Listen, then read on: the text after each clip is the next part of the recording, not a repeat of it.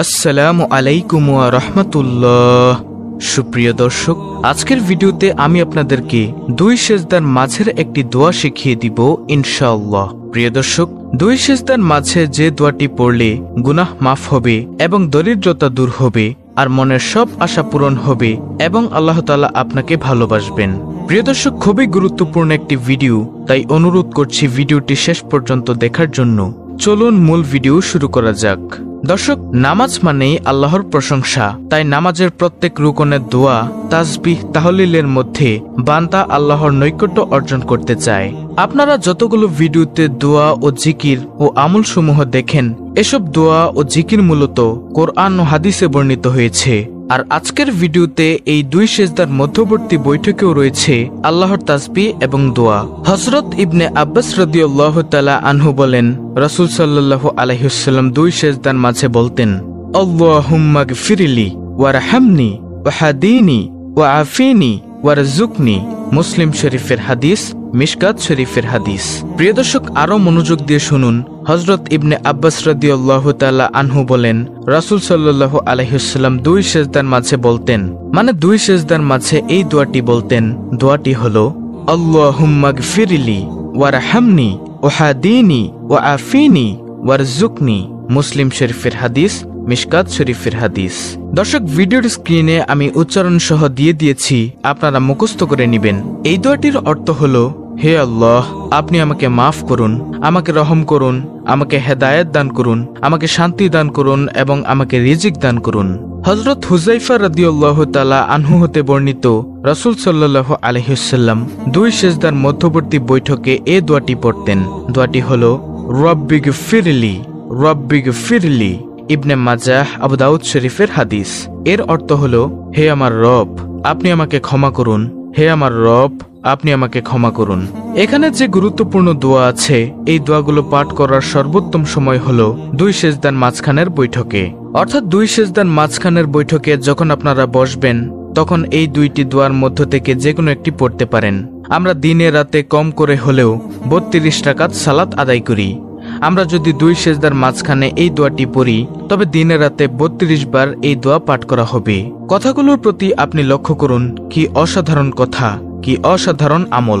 যে আমলের মধ্যে আপনি আল্লাহকে বলছেন, আপনি বলছেন, হে আল্লাহ, আমাকে ক্ষমা করুন, হে আল্লাহ, আমাকে রহম করুন, হে আল্লাহ, আমাকে হেদায়েত দান করুন, হে আল্লাহ, আমাকে রিজিক দান করুন, হে আল্লাহ, আমাকে সুস্থতা দান করুন।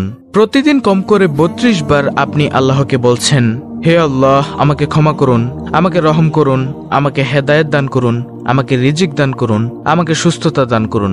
এই সুস্থতার মধ্যে কিন্তু সমস্ত রোগ থেকে মুক্ত থাকার কথাও যুক্ত আছে। চিন্তা করে দেখুন, দিনে রাতে আপনি যদি 32 বার এই দোয়ার মাধ্যমে সুস্থতা পেয়ে থাকেন, তাহলে আল্লাহ তাআলা আপনাকে অবশ্যই সুস্থতা দান করবেন। প্রিয় দর্শক, কি অসাধারণ আমল, সবাই করতে পারবেন। কিন্তু দুঃখের সাথে বলতে হয় যে আমাদের সমাজের অধিকাংশ মুসল্লি এই দোয়াটি জানে না, ফলে তারা দুই সেজদার মাঝে দোয়াটি পাঠ করে না। অনেক বিষয় আছে যা আল্লাহর নিকট না চাইলেও তিনি তার বান্দাকে দেবেন। আবার অনেক বিষয় আছে যা আমাদের অবশ্যই তার নিকট চাইতে হবে, না চাইলে তিনি দিবেন না। রাসূলুল্লাহ সাল্লাল্লাহু আলাইহি ওয়াসাল্লামের শেখানো দোয়ার মধ্যে আমাদেরকে চাইতে বলা হয়েছে। প্রিয় দর্শক, আর এইভাবে চাইতে হলে অবশ্যই আমাদেরকে 5 ওয়াক্ত নামাজ আদায় করতে হবে।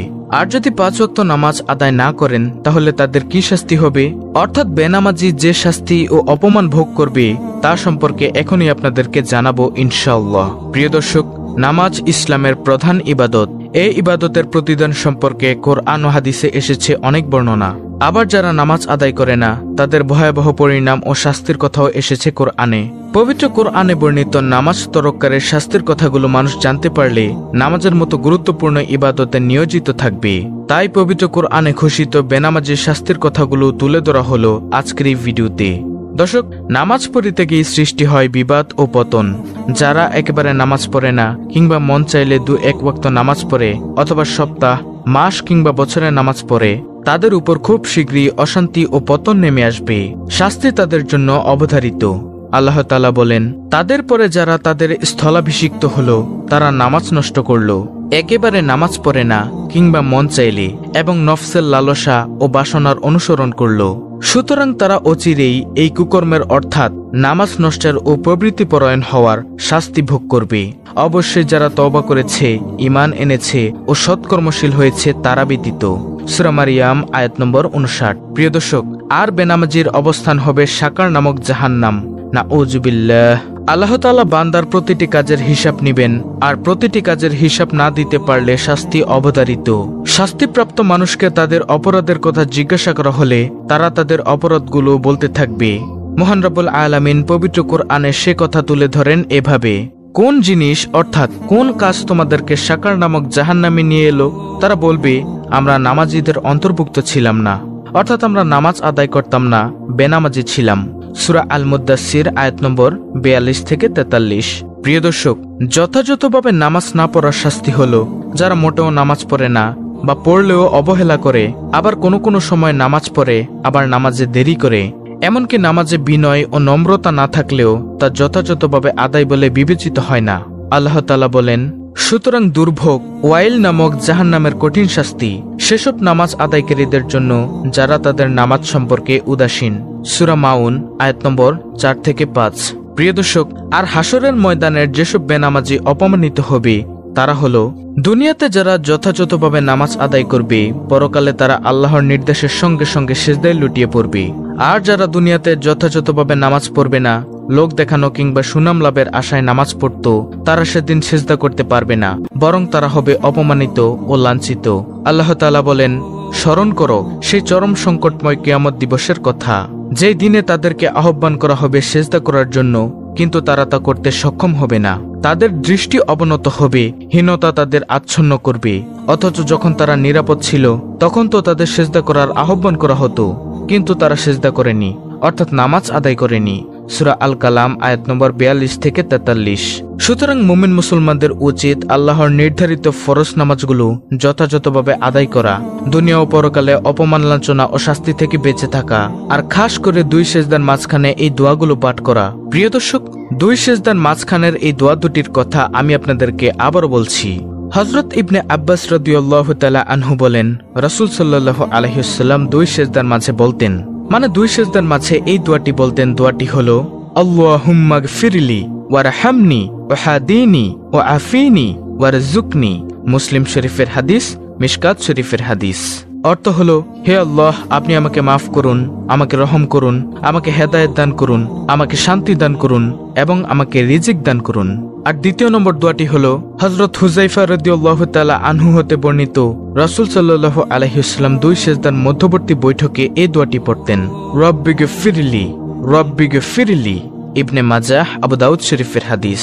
অর্থ হলো, হে আমার রব, আপনি আমাকে ক্ষমা করুন, হে আমার রব, আপনি আমাকে ক্ষমা করুন। দর্শক, উপরে যে গুরুত্বপূর্ণ দোয়াটি আছে, এই দোয়াগুলো পাঠ করার সর্বোত্তম সময় হলো 2 সিজদার মাঝখানের বৈঠকে। তাহলে আসুন আমরা এই দোয়াটি যথা নিয়মে, যথাস্থানে এবং যথাসময়ে পাঠ করি এবং অশেষ ফজিলত অর্জন করি। তো এই ছিল আজকের ভিডিও। ভিডিওটি ভালো লাগলে অবশ্যই চ্যানেলটিকে সাবস্ক্রাইব করে বেল বাটন অল বাজিয়ে দিবেন, ভিডিওটিতে একটি লাইক দিবেন এবং কমেন্টে আমিন লিখবেন এবং অন্য মুসলিম ভাই বোনদের কাছে ভিডিওটি শেয়ার করে দিবেন যেন তারাও দেখে শিখে আমলটি করতে পারে। আল্লাহ রাব্বুল আলামিন আমাদের সকলকে এই আমলগুলো যথাযথভাবে আদায় করার তৌফিক দান করুন। আমিন।